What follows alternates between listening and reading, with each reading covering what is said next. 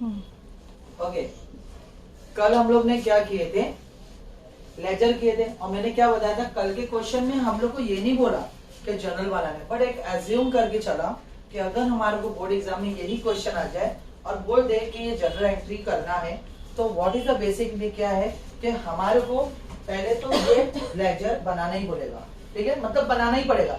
General बनाने के लिए हमें ये पहले लेजर यूज करना पड़ेगा, without this we can not be make a general entry. Okay, तो जनरल एंट्री क्या है ना, बेसिकली हमें जनरल एंट्री जो बनाना है तो उसके लिए पहले हम लोग ये वर्किंग नोट करेंगे। तो दिस 3 कॉलम जो है हमारे वर्किंग नोट में कंसीडर किया जाएगा, ठीक है। तो वो तो आपने उस दिन ही अभी कल ही सीख लिया आप कैसा हुआ, और ये पूरा कैलकुलेशन करके हमारा ये आंसर रेडी है। जब ये आपका रेडी हो जाता है ना, तो आपको जनरल एंट्री सॉल्व करने बहुत इजी होता है। सिर्फ आपको यहाँ से चीजों को उठा के यहाँ कॉपी पेस्ट मारना है। तो मैं जैसे जैसे कोडिंग्स की कलर यूज किया, मैं वही कोडिंग के हिसाब से यहाँ पर एंट्री पास करूंगा। सिर्फ आपको इतना याद रखना कि करना क्या है। याद होगा मेरे ख्याल से मैंने स्टार्टअप किया था ये रियलाइजेशन से। तो ये ब्लैक वाला मेरा पहला स्टेप था, मतलब हमने एसिड्स की लिस्ट, फिर इधर लाइबिलिटी लिस्ट, फिर उसके बाद एसिड्स को बेचे थे, कुछ पार्टनर लेके गए थे, कुछ बेचे थे, और उसके बाद हम लोग ने यहाँ पर क्या किए थे, लाइबिलिटी को पेमेंट किए थे, फिर उसके बाद क्लोजिंग करके ये आया था। तो पहले हम लोग ये पूरा कंप्लीट कर लेंगे, फिर नेक्स्ट पे जाएंगे, फिर ये पूरा कंप्लीट कर लेंगे, फिर नेक्स्ट पे, और एंट्री करते हुए जाएंगे तो हमारी जर्नल एंट्री पूरी कंप्लीट। इसके अंदर एक चीज याद रखना रूल्स, कि कभी भी जर्नल एंट्री कर रहे हो, अगर आपके साथ कभी कोई एंट्री ऊपर नीचे हो जाती, कोई एंट्री पहले हो जाएगी, डजंट मैटर, इट्स ओके। अगर एंट्री ऊपर नीचे होती है, मतलब तुमने पहले ये कर दिया बाद में ये कर दिया, इट्स ओके, नो प्रॉब्लम, कोई इशू नहीं है, कर सकते हो। रीजन हो क्यों, क्योंकि यहाँ डेट का मैटर नहीं है ना। अगर डेट का मैटर होता तो you have to go as a date. यहाँ पर कैसा मैटर है, यहाँ पर नॉर्मल मैटर है, तो आपको जैसा करना है नॉर्मली, बस एंट्री आना चाहिए। और एक बार एंट्री आ गई तो दोबारा उसको लिखने की जरूरत नहीं। तो स्टार्टअप करते हो, पहला कैसे होगा हमारा स्टार्टअप, तो पहले हम लोग क्या करेंगे, मेरा जर्नल एंट्री है, ठीक है। जर्नल एंट्री का कॉलम क्या होता है, डेट, पर्टिकुलर, माइनस का कॉलम LF, और that's called laser follow, debit amount और क्रेडिट अमाउंट। क्लियर हो गया, ये हमारे मेन जर्नल एंट्री का कॉलम होते हैं जो आपने 11th में सीखे हो। अब करना क्या है, बस इसको उठा के इधर कॉपी पेस्ट करना है। कैसे, सबसे पहले मेरी यहाँ पर जो चीज है, और एक और चीज जर्नल एंट्री का रूल्स के डेबिट की एंट्री पहले हम लोग यहाँ पर तारीख लिखते हैं, और यहाँ पर डेबिट की एंट्री लिखते हैं DR करके, और 1 फिंगर स्पेस करके यहाँ 2 लिखते हैं, और यहाँ पर कौन सी एंट्री आती है, क्रेडिट की एंट्री। ये क्लियर हो गया, मतलब डेबिट की एंट्री ऊपर आती है, क्रेडिट की नीचे आती है, ठीक है। अब करना क्या, सबसे पहले ये एंट्री में उतारने वाला हूं, पहले ये साइड, राइट। अब यहाँ पे जो डेबिट होगा वो इधर क्रेडिट हो जाएगा, और जो इधर क्रेडिट होगा वो इधर आके डेबिट। बस इतना याद रखना है। अब कैसे, ये मेरा सन्ड्री एसिड पूरी लिस्ट है ना, ये पूरी किधर है, मेरी डेबिट साइड, तो इधर कहाँ लिखूंगा, तो क्रेडिट मेरा किससे शुरू होता है, 2 से, जैसे 2 फर्नीचर, 2 सन्ड्री एसिड्स, मैं फिलहाल शॉर्टकट लिख रहा हूँ फॉर द टाइम पर्पस, और दूसरा है 2 डेप्टर, फिर उसके बाद 2 स्टॉक। ये पूरी एंट्री जो है मेरी डेबिट में, ये सब मैंने क्रेडिट में लिख दिया, और इसका अमाउंट भी लिख देता हूँ। कहाँ पे लिखूंगा, क्रेडिट साइड। तो अमाउंट क्या है, 2000, नेक्स्ट क्या है 34,000, फिर नेक्स्ट क्या है 48,400, फिर उसके बाद 15,600, ठीक है। यहाँ पर है, अच्छा नरेशन आप, मैं बाद में बताऊंगा कि नरेशन में क्या करना है, बाकी नरेशन तो जनरल में लिखना ही पड़ता है। बेसिकली क्या लिखना, तुमको क्या लगता है, बस वही बिंग करके लिख देना, इट्स ओके, बट वो बात की बात है, पहले जनरल एंट्री मेरे को समझाना है। अब यहाँ पर तो क्रेडिट की एंट्री आ गई, now what about the debit, debit में क्या लिखो, रूल्स, डेबिट में क्या लिखो, तो याद रखना डेबिट में क्या लिखना है, जिस कॉलम से आपने ये एंट्री को उठा के लाए हो, तो उसके ऑपोजिट में उस कॉलम का नाम। तो ये जो कॉलम था, ये पूरा कॉलम, इस कॉलम का नाम क्या है, रियलाइजेशन। तो मैं यहाँ पर लिखूंगा रियलाइजेशन अकाउंट डेबिट, ठीक है ना, और तारीख तो है नहीं तो इसलिए मैं इसको 1 दे दूंगा। हाँ, बाकी रियलाइजेशन अकाउंट में डेबिट में क्या आएगा, ये पूरा टोटल, तो टोटल कितना मेरा 1 lakh rupees. I hope so समझ में आया होगा। अगर आपको नहीं समझ में तो पैनिक मत करो, आगे जितनी एंट्री कर देंगे तो तुमको ऑटोमेटिकली फटाक से क्लिक कर लोगे। Now we go to the next. फिर मैंने ये किया था लाइबिलिटी वाला, अब ये लाइबिलिटी पूरी क्रेडिट में, बट वहां कहाँ डालूंगा, डेबिट में। तो किस तरह करता हूँ, पहले तो मैं RDD, तो RDD अकाउंट डेबिट, फिर उसके बाद क्रेडिटर अकाउंट डेबिट, फिर उसके बाद लोन अकाउंट, ये भी मेरा डेबिट, तीनों का अमाउंट है, एक है 2400, फिर उसके बाद है 12,000 एंड लास्ट है 3,000। ये सब तो मेरा आ गया, लेकिन 2 माने क्रेडिट में तो कुछ आएगा ही आएगा। अब क्रेडिट में क्या लिखूं, कौन से कॉलम से एंट्री आ रही है, रियलाइजेशन। तो यहाँ पर आ जाएगा रियलाइजेशन अकाउंट और कॉलम टोटल अमाउंट है 17,400। इस तरह मेरा ये भी एंट्री क्या हो गई, कंप्लीट हो गई। आई होप सो समझ में आया होगा, ये दो में कोई कंफ्यूजन नहीं ना। उसके बाद फिर हमने क्या करे थे, ये रेड वाला पार्ट। अब ये रेड वाले पार्ट में हमने क्या किए थे, ये सारे एसेट्स को हमने रियलाइज किए थे। कुछ पार्टनर लेके जा रहा था और कुछ कैश में जा रहा था।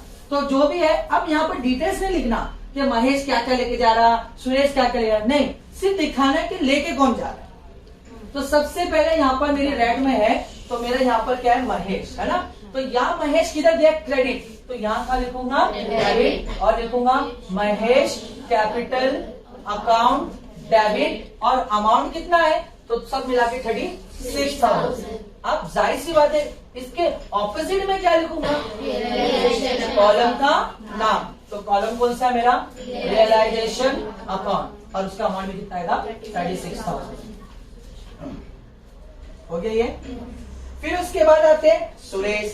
सुरेश किधर है, क्रेडिट, इधर कहाँ आएगा, तो यहाँ पर Suresh capital account debit, amount कितना है, 28,400, और उसके ऑपोजिट में क्या लिखूंगा, वेरी गुड, कॉलम का नाम, और वो है रियलाइजेशन अकाउंट। अमाउंट कितना है, 28,400। तो ये हमारा अमाउंट भी यहाँ पर कंप्लीट। फिर उसके बाद है योगेश। योगेश यहाँ पर कहाँ है, क्रेडिट, तो इधर का लिखूंगा डेबिट, तो यहाँ पर आ जाएगा Yogesh capital account debit, amount कितना है, 16,000, और ऑपोजिट में कॉलम का नाम टू रियलाइजेशन, और अमाउंट आ जाएगा 16,000 रुपीज। तो दिस वे पे हमारी यहाँ पर ये भी एंट्री कंप्लीट। एंड उसके बाद एक लास्ट है कैश। कैश इधर का है, क्रेडिट, वहां का जाएगा, तो यहाँ पर आ जाएगा कैश अकाउंट डेबिट, और अमाउंट कितना है, 4,200, राइट ना। और यहाँ पर आ जाएगा टू रियलाइजेशन अकाउंट, कॉलम का नाम, और अमाउंट कितना है, 4,200। इस तरह मेरी एंट्री क्या हो गई, कंप्लीट। तो मतलब मेरा स्टेप यही था, एसेट लिस्ट, लायबिलिटी लिस्ट, और यहाँ पर पूरा एसेट्स को क्या कर दिया था, बेस किया था। नाउ इसका होने के बाद फिर हमने क्या कर दिया, ग्रीन वाली एंट्री, और ये ग्रीन वाली एंट्री किए थे, तो आपको ग्रीन वाले को उतार दो। और ग्रीन वाली एंट्री में क्या है, पहले तो महेश है, और महेश किधर दिया हुआ है, डेबिट, तो वहां का आएगा क्रेडिट, तो ठीक है। तो 7वीं एंट्री है, अभी डेबिट में क्या आएगा ये मुझे मालूम नहीं, लेकिन ये तो कंफर्म है कि मेरा जो क्रेडिट में आएगा वो है मेरा महेश कैपिटल अकाउंट, जिसका अमाउंट कितना है मेरा 12,000, तो 12,000 मैंने इधर लिख दिया। What about the debit, debit में क्या लिखूंगा, तो जाहिर से कॉलम का, और कॉलम का नाम क्या है, ज्यादा हार्ड नहीं है, आई थिंक सो, राइट। और अमाउंट इधर आ जाएगा 12,000। इस तरह ये भी एंट्री मेरी क्या हो गई, कंप्लीट।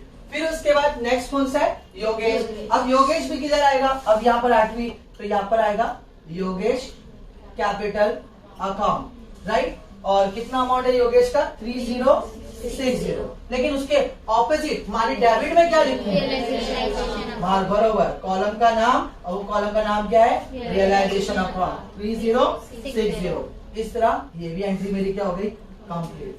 फिर उसके बाद नेक्स्ट एंट्री कैश है। अब कैश इधर किधर है, डेबिट, तो इधर किधर आएगा, तो यहाँ पर आएगा टू कैश अकाउंट, और कितना अमाउंट है, 540, और उसके ऑपोजिट में क्या आएगा, रियलाइजेशन अकाउंट, कितना अमाउंट है, 540। ये भी मेरा कंप्लीट।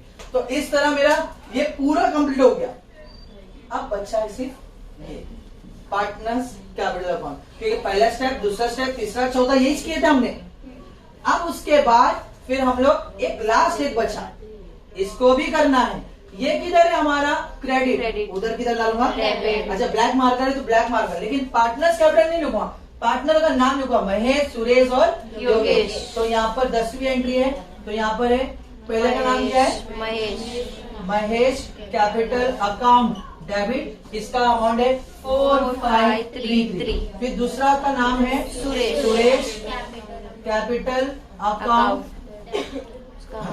डेबिट और इसका अमाउंट है 4533। और फिर उसके बाद है योगेश कैपिटल अकाउंट डेबिट और इसका अमाउंट है 4544 सॉरी 34। बरोबर, ये तीनों भी कहाँ है? क्रेडिट में, वहां का आया। और ऑपोजिट में आएगा टू कॉलम का नाम और टोटल डालना है तीनों का, तो तीनों का टोटल कितना हुआ? 13,600। इस तरह मेरी ये 10वीं एंट्री भी क्या हो गई? कंप्लीट। फिर अब इसके अंदर ये पूरा कॉलम डन हो गया, कुछ बाकी? पूरा डन, मतलब कुछ भी बचा क्या? नहीं। अब आते हैं हम लोग, तो ये जब डन हो जाए तो फिर हम लोग अगले कॉलम पे जाएंगे। पार्टनर्स कैपिटल कहाँ से शुरू करूं, डेबिट या क्रेडिट? तुम्हारी मर्जी, चाहे तुम डेबिट से शुरू करो या क्रेडिट से, दैट्स योर चॉइस। तो मैं स्टार्टअप क्या करूं, मैं फिलहाल क्रेडिट से कर लेता हूँ, ठीक है। तो क्रेडिट में रूल नंबर 1, जनरल एंट्री में ब्रॉट डाउन क्लोज डाउन की एंट्री कभी शो नहीं करने का। तो फिलहाल यहाँ पर पहले जो एंट्री है बैलेंस ब्रॉट डाउन, ये एंट्री मुझे लिखना है नहीं, ये एंट्री हम लोग जनरल एंट्री में शो नहीं करेंगे। लेजर में है बट जनरल में शो करने की जरूरत नहीं है। अंडरस्टैंडिंग? जो भी बीडी और CD brought down close down की एंट्री जनरल एंट्री में शो नहीं करना है। रूल्स समझाइए। नेक्स्ट रियलाइजेशन 12,000 और 3,060 माने 12,306, ये ऑलरेडी आ चुका है क्योंकि रियलाइजेशन किधर है? क्रेडिट में। आएगा किधर? तो देखो ये वाला, बरोबर। और वो हिसाब से महेश का कॉलम है और योगेश का है, तो आ ही गया ना। ये तो जो एंट्री आ चुकी है उसको वापस करने की जरूरत हो गया, ये पहले ही सोच चुका है, बरोबर ना? अंडरस्टैंडिंग समझा? मतलब क्या है, ये जो एंट्री है रियलाइज, ये ऑलरेडी यहाँ की एंट्री उतर चुकी है और जो एक बार एंट्री हो गई उसको दोबारा करने की जरूरत नहीं है। क्या होता था अगर मैं एंट्री करता, जैसे ये रियलाइज है, ये रियलाइज किधर है? क्रेडिट, तो आता कहाँ था? कुछ इस तरह आता था, रियलाइज अकाउंट डेबिट में। तो उसके ऑपोजिट में कॉलम का नाम, अब कॉलम तो बहुत है, पार्टनर में महेश भी है, सुरेश भी है, योगेश भी है, तो ये किसका है? तो उसके नीचे क्या आता था? महेश कैपिटल। तो एक बार हो चुका, दोबारा करने की जरूरत नहीं। जब महेश का हो गया तो योगेश का भी हुआ है 3060, अमाउंट देखो हो चुका है, वापस करने की जरूरत नहीं। ये भी हो गया। फिर उसके बाद आते ये वाला कैश, ये नहीं हुआ है, ये एंट्री नहीं हुई है, ये एंट्री अभी मुझे करना है क्योंकि कैश 12933 और 3474 अभी तक कहीं नहीं हुआ है, तो अभी इस एंट्री को करेंगे। अच्छा कैश किधर है? क्रेडिट, वहां का आएगा डेबिट, ठीक है। तो यहाँ पर आ जाएगा कैश अकाउंट डेबिट। टोटल अभी होल्ड करता हूँ, लेकिन हाँ कैश जो है पार्टनर में है, लेकिन पार्टनर बोले तो तीन हो जाते, मुझे तीन नहीं चाहिए, सिर्फ दो, क्योंकि महेश का तो नहीं है ना, सुरेश का और योगेश का है। तो यहाँ पर आएगा टू सुरेश कैपिटल और टू योगेश कैपिटल। अब सुरेश का कितना है? 12933, दूसरा कितना है? 3474। आया समझ में? अब प्लस मारते हैं, 4 + 3 7, सॉरी 4 + 3 7 और 7 + 3 10, 1 कैरी मारो, 10 और 4 14, 3 + 2 5 + 1 6, मेरे ख्याल से कितना हो गया? 16,407। सही है, बरोबर। तो कोई कंफ्यूजन है? अब यहाँ पर ये एंट्री भी मेरी क्या हो गई? कंप्लीट हो गई, ठीक है ना। अब उसके बाद ये हो गया मेरा। अब जाते हैं हम लोग कौन सा? Debit side. रियलाइज 36 28 और 16, ये मेरे ख्याल से पूरा लाइन से रेडी है। 36 28 रिपीट हो गया है। होता भी कैसा? ये रियलाइज किधर दिया भाई? डेबिट में ना, आता किधर था? तीनों में क्रेडिट है ना, और हर कॉलम में उसके पार्टनर्स का नाम हो चुका है, वापस करने की जरूरत। उसके बाद ये भी हो गया रियलाइजेशन। अब रियलाइजेशन किधर दिया हुआ है? 4533 4533 4534 हो गया, यस। वापस करने की जरूरत नहीं है। अब आते हैं उसके बाद एक कैश, ये नहीं हुआ है, ये कैश इधर डेबिट है, उधर क्या जाएगा? तो ठीक है, 12वीं एंट्री है, तो यहाँ पर 2 कैश अकाउंट, लेकिन मैटर क्या है? कैश कितना दिया हुआ है? 26467, लेकिन उसके ऑपोजिट में क्या लिखो?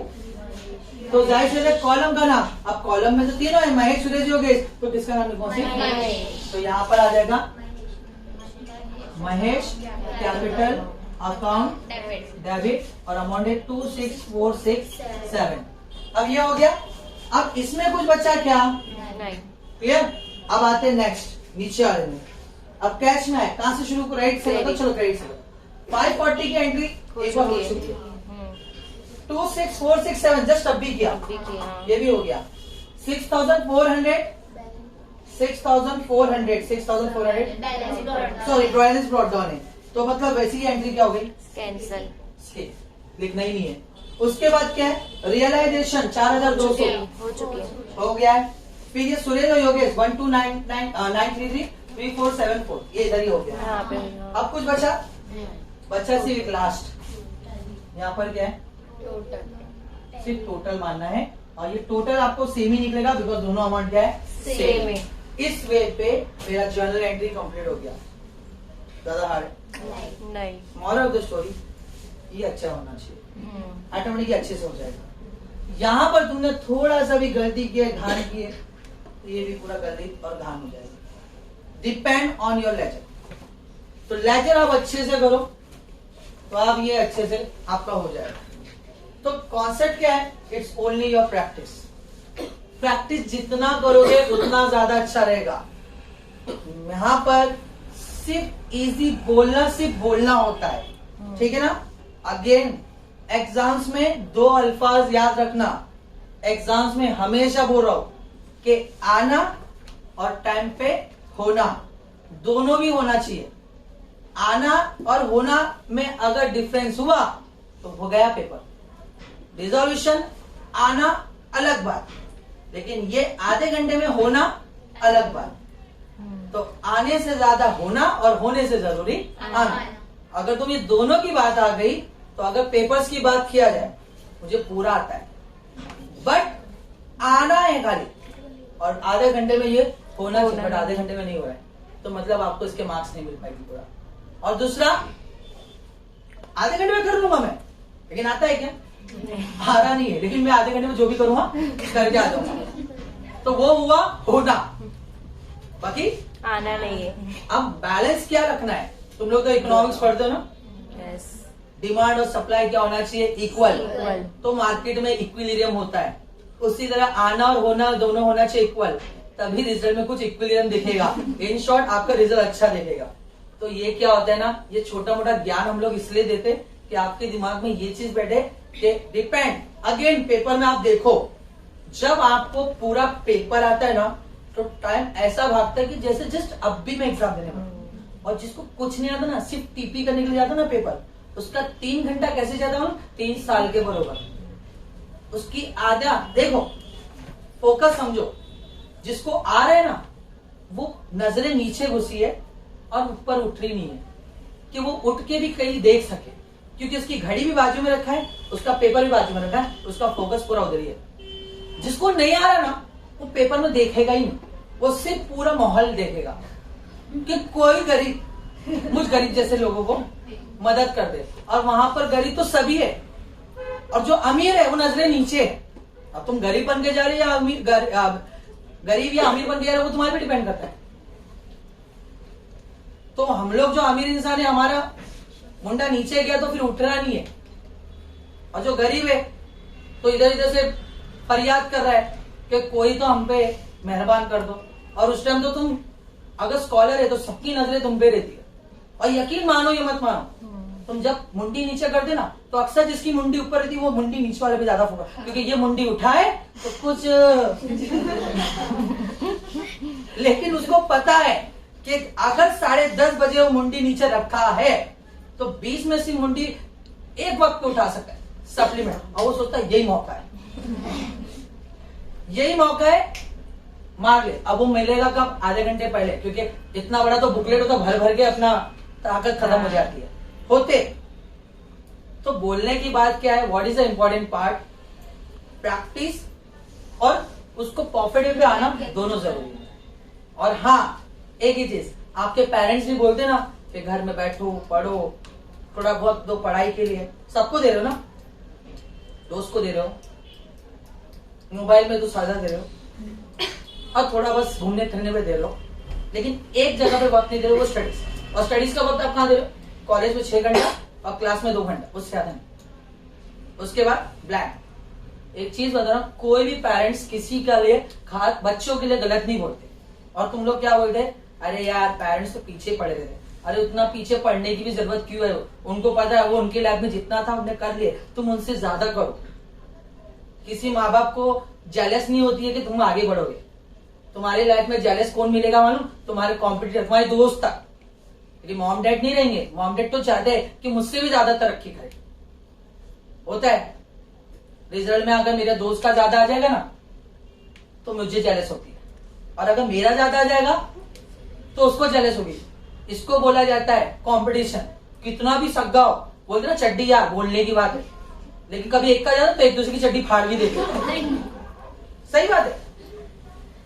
फिर तो जिंदगी भर तक एक साल पूरा कंपटीशन में, अगले साल अगर उसका अच्छा आया तो थोड़ा बैलेंस होता है, उसको शांति मिले। लेकिन अगले साल अगर मेरा भी ज्यादा आ गया वापिस से तो फिर दुश्मनी हो जाती है। फिर मेरा रीजन झगड़े का कुछ नहीं है। झगड़े का सिर्फ इतना है कि मेरे को उसके एक मार्क्स ज्यादा मिला, ये झगड़े की वजह है। नंबर ऑफ फिगर मेरी झगड़े कर, चड्डी या चड्डी फाड़ने के लिए तैयार हो जाए, ये फैक्ट बात है। लेकिन मम्मी डैडी उनको कोई कंसीडर ही नहीं है, बस मेरा बच्चा पढ़ के पास हो रहा है, एक कोई अच्छी तरक्की में जा रहा है। तो हम लोग बोलते ना कि पेरेंट्स की बातों को हम लोग बहुत इग्नोर करते हैं। वो इग्नोर मत करो हाँ प्लीज। वो कुछ ज्ञान देते ना तो बहुत सोच समझ के, वो हमारे गूगल से भी बड़े वाले गूगल है।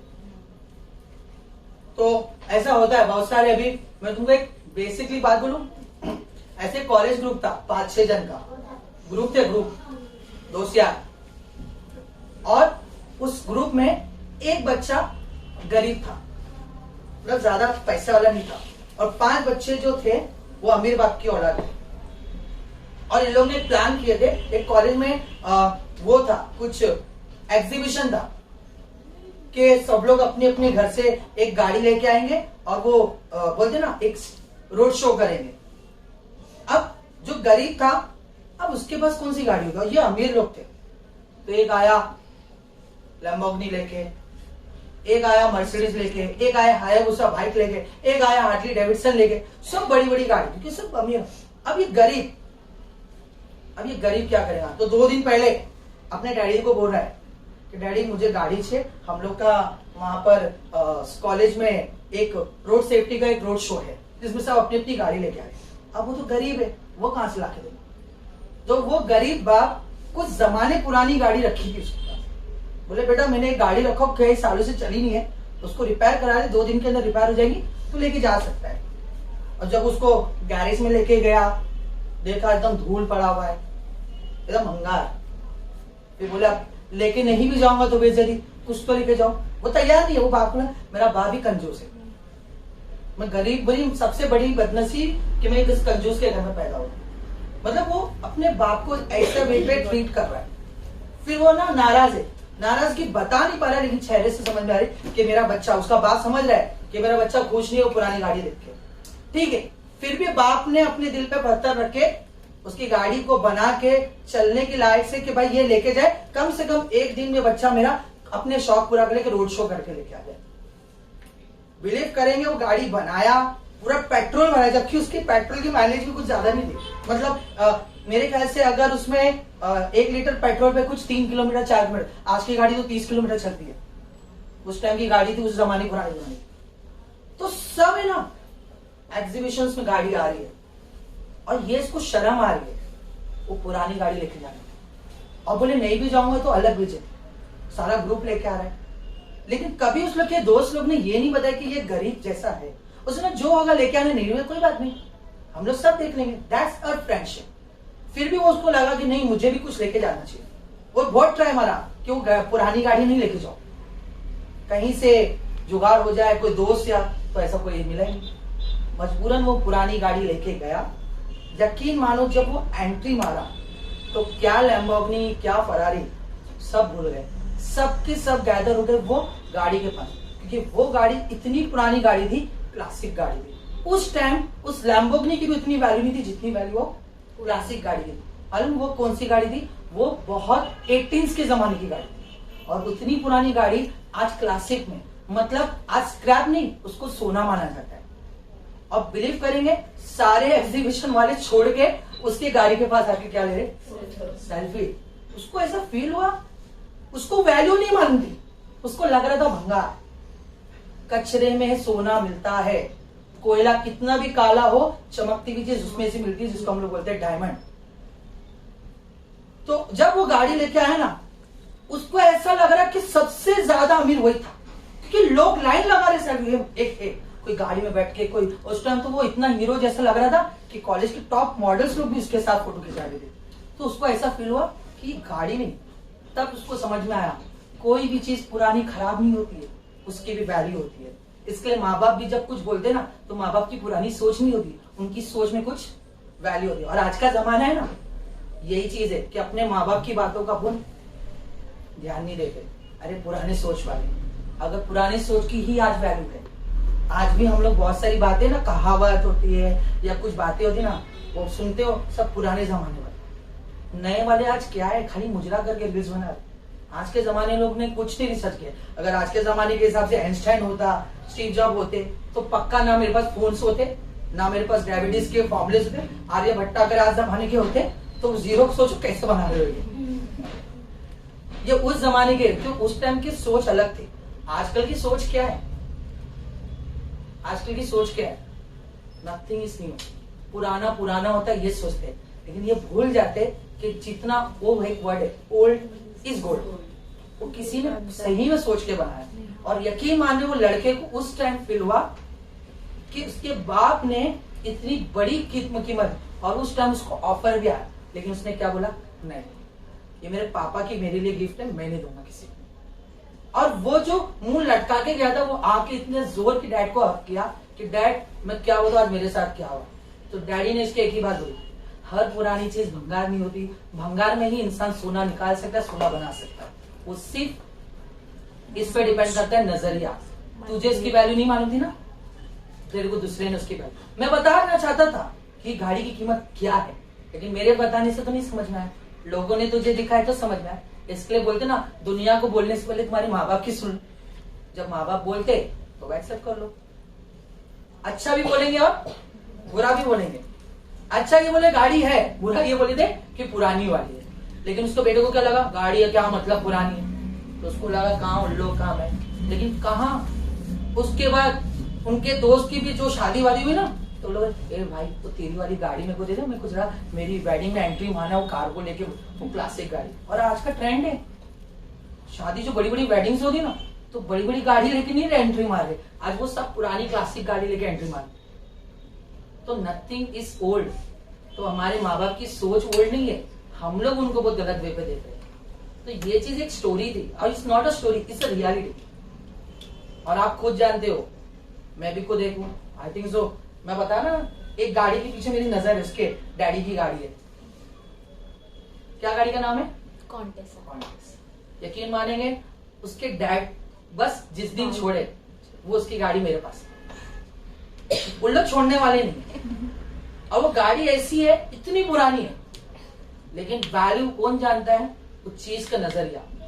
वो पेट्रोल बहुत खाती है, लेकिन जब रोड पे लेके निकलूंगा ना मैं, तो पेट्रोल जितना नहीं होगा, उससे ज्यादा लोगों का अट्रैक्शन होगा। Attraction of the people is the most important as the expense of the money. मुझे अट्रैक्शन चाहिए, तो मेरी तो नजर है। हालांकि उसके अब्बा जिस दिन बेचेगा तो मैं पहली फुर्सत में लूंगा, because of I really love it. लेकिन हाँ, मेरा मॉरल ऑफ द स्टोरी, आपके माँ बाप की बातों का इतना बुरा मत मानो, जब बोलते तो अच्छे होते, ठीक है। तो फिलहाल दैट्स ओनली द प्रैक्टिस। आप प्रैक्टिस करो, मम्मी डैडी बोल रहे घर पे पढ़ाई करो तो कुछ वजह है, क्योंकि घर पे बैठ के पढ़ोगे उस टाइम पे तुम्हारे मॉम डैड तुम्हारे सामने रहेंगे। शैतान जहाँ रहेगा वहाँ पढ़ाई नहीं होती है, जहाँ फरिश्ते रहते हैं वहाँ पढ़ाई होती है। माँ बाप को भी पता है, यहाँ पर पढ़ेगा तो शैतान नहीं भटकेंगे, फरिश्ते मेरे मॉम डैड है। लेकिन बाहर जाके पढ़ेगा तो भरोसा नहीं कि शैतान घूम रहे या फरिश्ते घूम रहे, नो आइडिया, ठीक है। फिलहाल ये सम्स मेरा कंप्लीट हो गया। लेजर और जनरल कुछ कंफ्यूजन, मैं अगले सम अभी जनरल नहीं कराऊंगा।